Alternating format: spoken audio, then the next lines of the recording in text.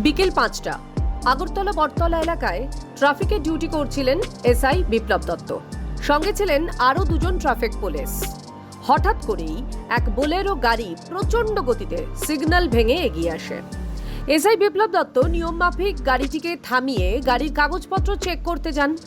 গাড়িটি কিন্তু পুরোপুরি থামে না, একটু ধীর গতি করে আবারও গতি বাড়িয়ে প্রায় ধাক্কা দিয়ে চম্পট দেওয়ার চেষ্টা করে গাড়ির চালক। বিপ্লব দত্ত কিন্তু থেমে থাকেননি, তিনিও গাড়িটি থামাতে ও নিজের প্রাণ বাঁচাতে গাড়ির বনেটে উঠে পড়েন। ছুটতে থাকে গাড়ি। যারা এই ঘটনার সাক্ষী তারা বলছেন এই ঘটনা যেন কোনো সিনেমাকেও হার মানায়। ততক্ষণে স্থানীয় মানুষও গাড়িটির পিছনে ধাওয়া করতে শুরু করেছে।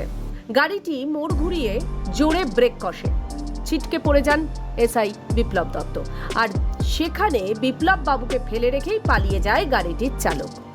পুলিশের কথা মতো গাড়ির নম্বর তাদের কাছে থাকলেও গাড়িটির চালক এখনো পলাতক। চালকের খোঁজে তদন্তে নেমেছে পুলিশ। সে ধরা পড়লেই পুরো বিষয়টি সামনে আসবে বলে আশাবাদী পুলিশ। ঘটনার তদন্তের অগ্রগতি দেখতে পশ্চিম আগরতলা থানায় আসেন আইজি, আইন শৃঙ্খলা সহ একাধিক উচ্চ পর্যায়ের অফিসাররা।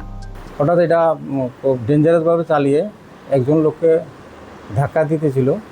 তখন আমাদের যে স্টাফ ছিল কনস্টেবল সিগন্যাল দিল, সে মানলো না। সামনে যখন আমাদের যে অফিসার ছিল উনি গাড়িটাকে দাঁড় করালেন, গাড়িটা একটু স্লো করলো।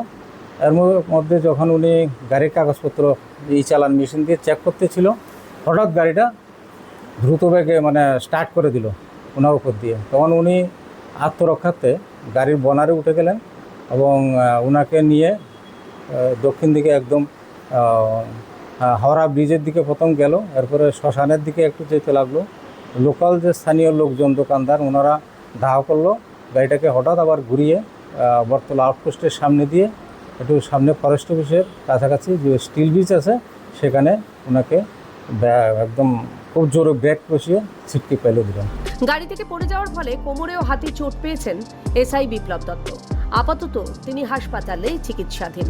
তবে তার সাহসিকতা নিয়ে ইতিমধ্যেই জোর চর্চা শুরু হয়েছে।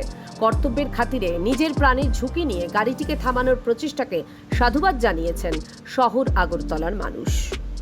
ত্রিপুরা থেকে দেবাশিস ঘোষের রিপোর্ট, সিএন ত্রিপুরা।